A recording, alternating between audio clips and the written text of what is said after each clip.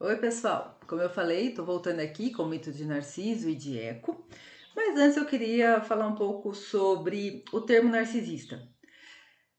Ultimamente, né, a gente tem escutado bastante, tem palestra, Facebook, enfim, falando sobre narcisismo e pessoas narcísicas. Fulano é narcísico, minha mãe é narcisista, ciclano é não sei quem, enfim. Do que se trata isso, né? Primeira coisa que eu queria sugerir, aí eu entro como uma sugestão, eu não posso fazer nada além disso, é não leiam essas coisas. Porque não ajuda, né? A gente fica achando que todo mundo tem um problema, a gente acaba reduzindo uma experiência humana a um nome, e o termo narcisista ou narcisismo é muito, muito, muito complexo, né? Tem que estudar muita psicanálise para compreendê-lo. Eu vou trazer assim um pequeníssimo recorte e bem superficial, mas para dizer, gente, não é uma postagem de Facebook que vai fazer a gente discriminar quem é narcisista ou quem não é narcisista, nesse sentido ruim que se atribuem ao termo. Então fiquem atentas, atentos e atentes a isso, porque às vezes eu vou dar alguma palestra e aparece lá o tema. Eu tô falando de zero, é outra coisa, alguém me pergunta sobre narcisismo. Então, assim, vamos entender que não é tão simples, os fenômenos humanos não são simples. A gente tenta reduzi-los, a gente tenta enquadrá-los para ficar mais fácil de compreender. E eu não estou fazendo um julgamento, eu acho que é necessário. Mas a gente tem que ter cautela, né? A gente tem que ter um certo cuidado com algumas coisas, porque, enfim, o tiro sai pela culatra, né? Porque ao invés da gente contribuir com uma reflexão sobre os processos humanos psíquicos, a gente acaba segregando. Então, tem que tomar bastante cuidado. Mas então, assim, por fim, bem resumidamente, qual que é a questão do narciso? Né? Então, eu vou falar de Narciso e de Eco, depois a gente volta na reflexão sobre o narcisismo. Bem curto e grossamente, a história de Narciso na mitologia é a seguinte. Narciso é filho de um rio com uma ninfa. Era um rio bastante fértil, toda ninfa que passava por ele engravidava e não foi diferente com a mãe de Narciso. Ok, ela engravidou, a gestação foi bem difícil, mas ela teve um bom parto. No que Narciso nasceu, ela viu que o bebê era um bebê extremamente lindo, extremamente lindo. E ele era um humano. E um humano não pode, na mitologia grega, ser melhor do que um deus grego, né? Nem na beleza, nem na potência, nem nas habilidades, nem nada. Né? Os deuses ficavam muito pé da vida se tinha um humano que se sobressaía às suas habilidades. E não era diferente com Narciso. Então a mãe dele, bastante preocupada com a beleza dele, porque era uma beleza muito maior do que as belezas dos deuses gregos, então imagina, né? Ela foi num vidente, no Tiresias, e perguntou, né, se o filho dela viveria muito tempo. Enfim, ela estava preocupada porque ela sabia que não ia dar bom. E aí o Tiresias falou, uai, se ele não se vir, né, se ele não se olhar, tá tudo bem. A mãe, ok. Narciso cresce, todo bonitão. Bom, geral, na Grécia, no Olimpo, apaixonada por Narciso. Ninfas, deusas, todo mundo, lógico. E Narciso, assim, absolutamente indiferente ao afeto das pessoas, aos desejos, não queria nem saber de nada. Um belo dia, ele lá no verão, calorento, saiu para caçar com os amigos dele e se perdeu. No que ele se perde, e aí tem a Eco na história, né? Então, no que ele se perde, ele vai, ele começa a falar e aí a Eco aparece repetindo as últimas falas dele. Aqui eu quero fazer um recorte na história da Eco para a gente entender por que ela repetia. Eco também era uma ninfa. E aí a Eco entra na história de Zeus com Hera. Hera é a esposa de Zeus, Todo-Poderoso. Zeus, enfim, Zeus ficava com geral também, né? E Hera ficava muito pé da vida. Embora Hera tinha lá também um casinho ou outro, mas não era como Zeus. E aí Zeus, numa dessas saídas, enfim, deixou Hera muito fula da vida. E aí a Hera deixou ele de castigo. Zeus, para enganar Hera, chamou Eco, que era uma ninfa muito tagarela, mas muito. Então ele sabia que a Eco ia acabar distraindo a Hera. Então ele chama a Eco, de fato consegue distrair a Hera e ele sai lá para o mundo dos mortais, né? Para curtir a vida, era um bom vivão. Hera rapidinho entendeu a sacada e aí ela condenou a Eco, né? Porque essa história das mulheres condenarem as outras mulheres e não os homens é bem ancestral. Então a Hera condenou a Eco, ao invés de ferrar com Zeus, né? Mas ela condenou a Eco a não falar mais, ela só poderia repetir as últimas palavras. Então, por essa razão, voltando lá na cena da caça, ou do passeio lá do rolê do Narciso, a Eco ficava repetindo as palavras dele. Então a Eco, ela era extremamente apaixonada pelo Narciso, né? Como todo mundo, ela era muito, muito, muito apaixonada pelo Narciso. E o Narciso, querendo saber de ninguém. Mas aí ele se perde, aí ele começa a chamar e ela começa a repetir, e aí fica esse jogo de sedução, de fala, repete, fala, repete, fala, repete.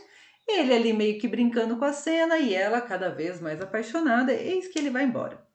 No que ele vai embora, ela fica desolada, né, abandonada ali à sua própria sorte, e ela começa a definhar, ela para de comer, e ali ela fica e definha naquele lugar e ela morre.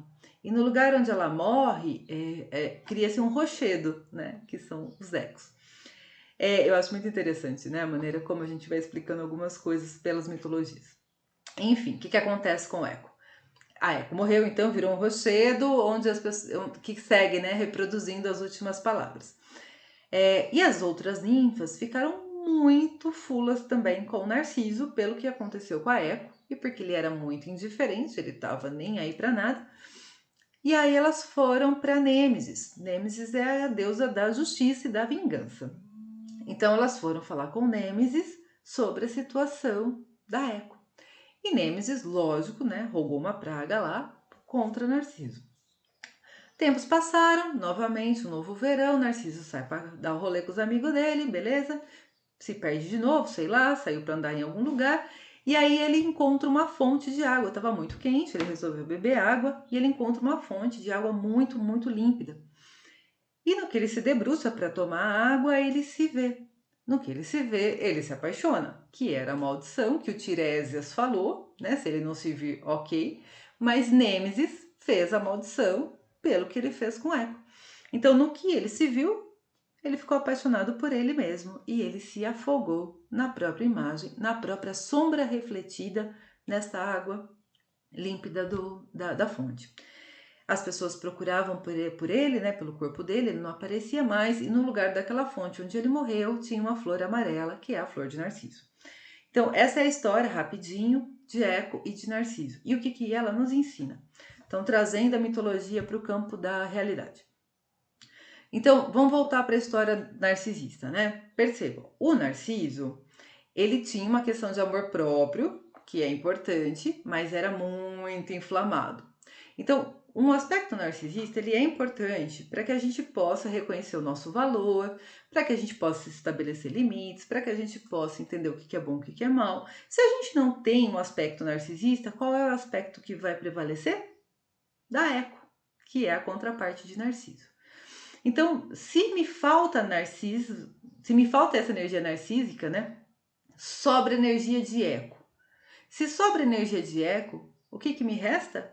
Repetir as histórias dos outros, colar nos discursos, perder a própria identidade, porque a questão da Eco é essa também, do meu ponto de vista, né? Eu sempre estou fazendo análise do meu ponto de vista. Mas como é que eu entendo essa mitologia? A Eco, ela se perde dela.